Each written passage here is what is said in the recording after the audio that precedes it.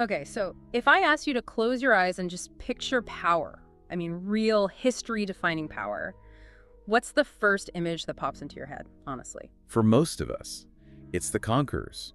It's, a map with shifting borders. Right. It's Alexander the Great, maybe Genghis Khan, Napoleon. We picture the people with the biggest armies, the loudest speeches. Yeah, that's the great man theory we all got in history class, right? Yeah. That history is basically a game of risk. It's all about these external shifts, borders moving, flags changing. It's very physical. It's the history of the state. At the end of the day, it's the history of coercion. Exactly. But today, we're going to kind of flip the entire concept on its head. We've got a stack of notes here based on a source text called The Architects of Inner Revolution. And this text basically argues that we're looking at power all wrong. It suggests that while those conquerors shifted borders, they didn't really shift the trajectory of the human species in the long run. Which is a bold premise. The source material argues that the most durable, the most unstoppable power in history doesn't come from changing the laws of the land. It comes from changing the operating system of the human mind. That is a massive claim. And to back it up, the text focuses on a comparative look at two specific figures who, they didn't command armies, they didn't run governments. Jesus referred to in the text as Hazrat, Isa, and Buddha. And we should say, right off the bat, before we dive in, we need to be really clear about the mission here. Absolutely. We know everyone listening has different backgrounds, different beliefs. This source isn't a theological tract. It's not trying to convert anyone. And, we aren't here to debate religious dogma. Exactly. We're not trying to decide who was right in a spiritual sense. The text is treating these two figures as historical forces, almost like architects. We're looking at the mechanics of how they built what the author calls an inner moral revolution. It's a study of influence, pure and simple. How do you build a civilization that lasts 2,000 years without a standing army? That's the puzzle the source is trying to solve. So let's get into that first big concept, the inner revolution. The text groups Jesus and Buddha together right away, which to a casual observer might seem a little odd. Yeah, different eras, different geographies, very different traditions. So what's the structural similarity the source is pointing to? Why put them in the same bucket? It really comes down to their target. Think about how a typical leader asserts power. An emperor, a president. They operate on the external. They use the machinery of the state. Which means laws, prisons, taxes. Fines, yeah. It's do this or else. It's a behavior modification system based on external consequences. If you steal, a guard arrests you. It's effective, but it stops at your skin. It doesn't change you, it just changes what you do.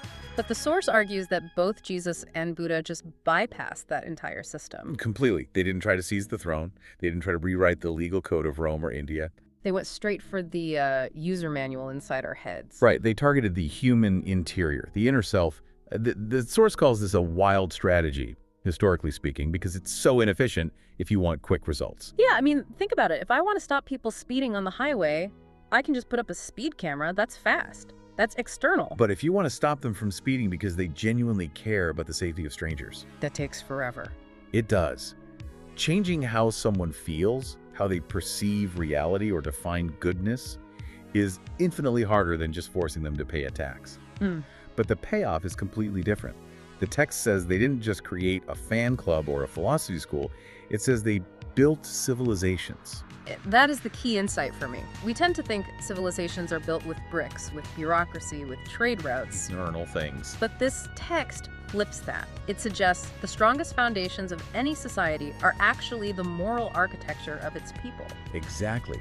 Think about it. If you change the interior, if you change how people process guilt or charity or suffering, the exterior world changes automatically.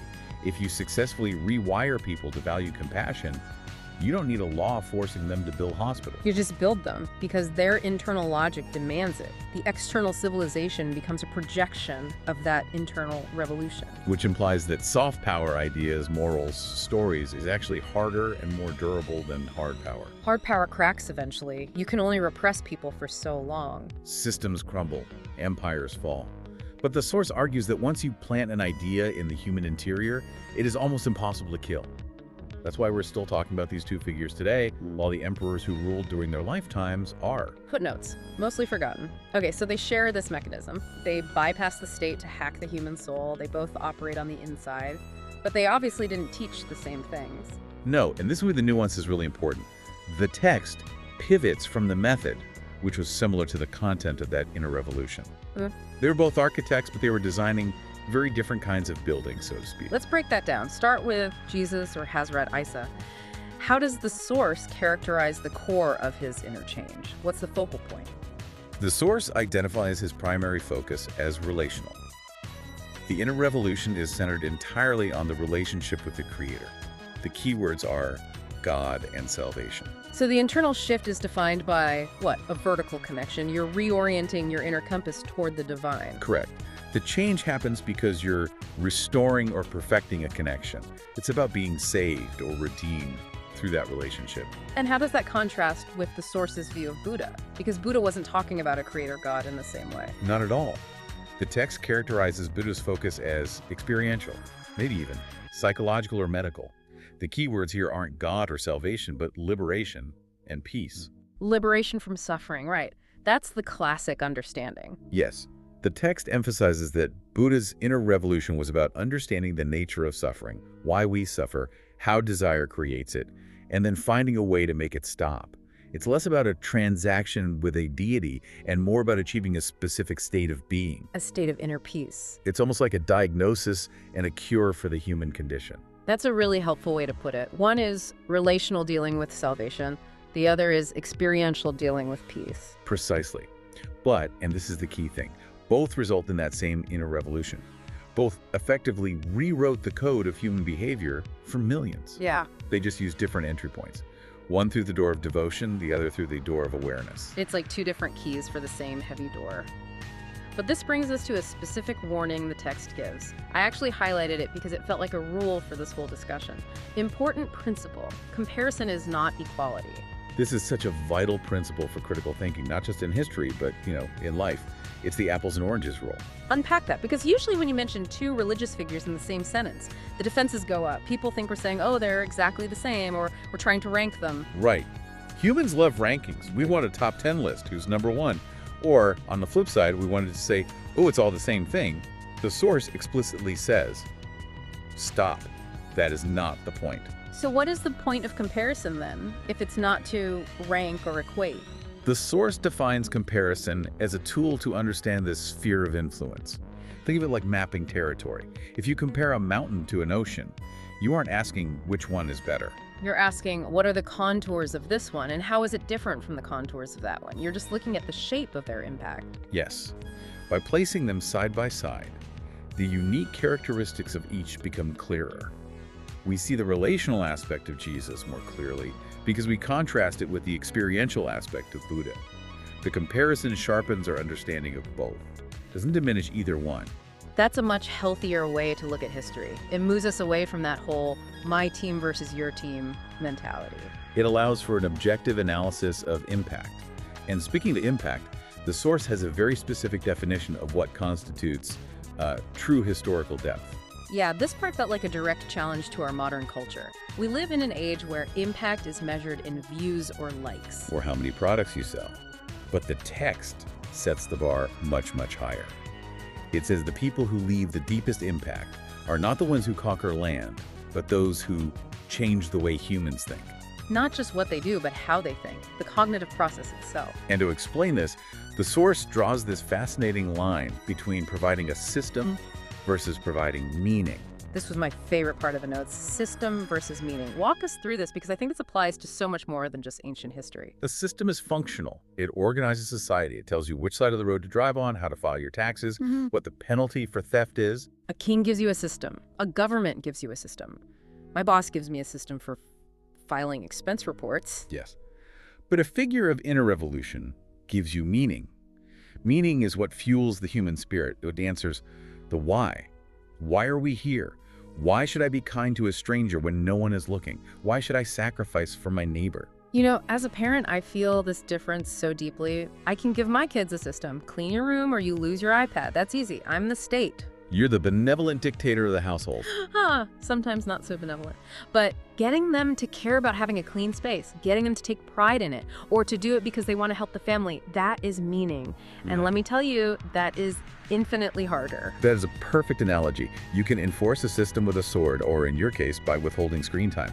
But meaning can only be accepted by the heart. It cannot be coerced. You can't force someone to find meaning in something. And the source argues that meaning is more durable than systems.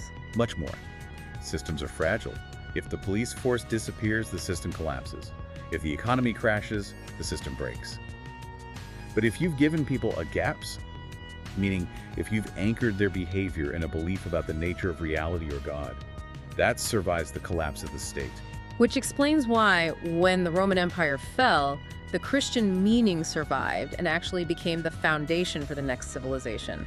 The system died, the meaning lived on. Exactly. The aqueducts broke, the roads crumbled, but the inner revolution remained. And the same with Buddhism in Asia. Dynasties rose and fell, wars swept through, but the meaning about ending suffering remained the bedrock. So true historical depth is measured by your ability to inject meaning into the human experience. If you just give people a rule book, you're a manager. If you give them a reason to exist, you're an architect of civilization. That's it.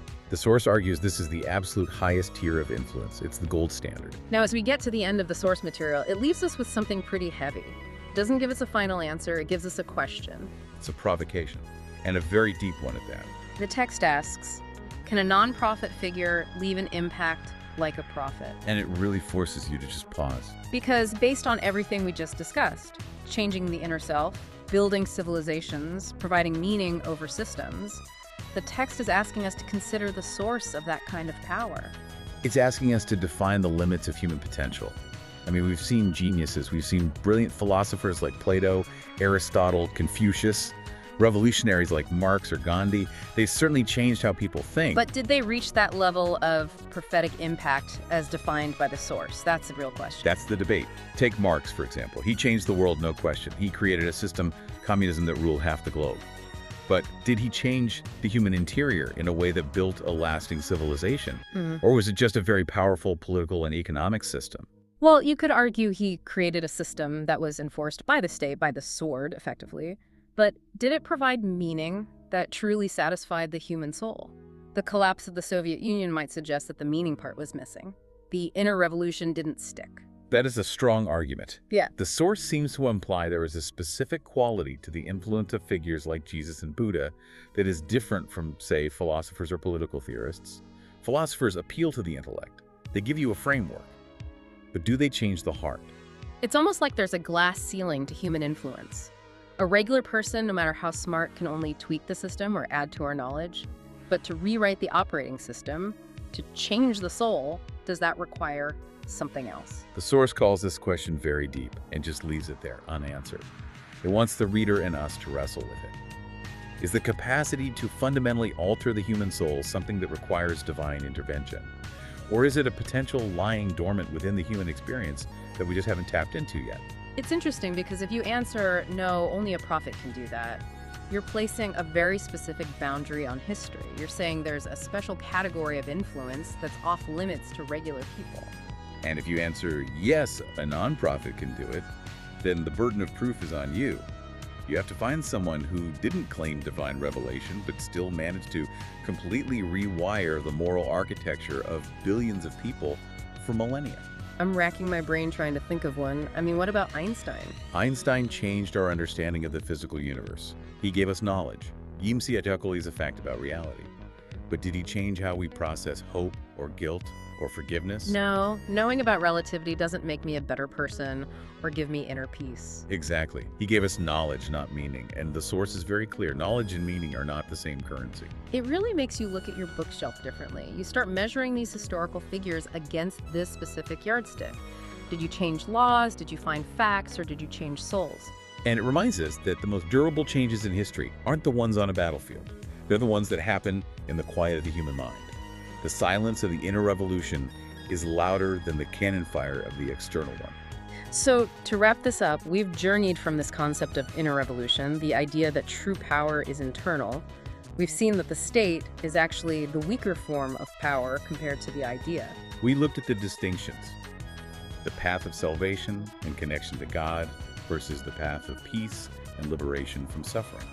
Two different paths, but both built entire civilizations. We clarified that comparing them isn't about ranking them. It's not a contest. It's about mapping the terrain of their influence.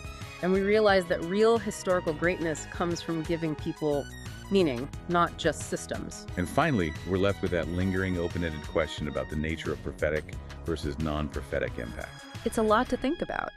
For you listening, next time you're reading the news and seeing all the chaos of systems, politicians arguing, laws changing, try to look underneath all that. Look for the architects, the ideas that are shaping how people feel and believe underneath the noise. Because, as we learned today, that's where the real civilization building actually happens. Yeah. In the heart, before it ever happens in the headlines. That's all for this deep dive. We'll leave you with that question to mull over. Is the power to change the world's soul human, or is it something else? Thanks for listening. Take care.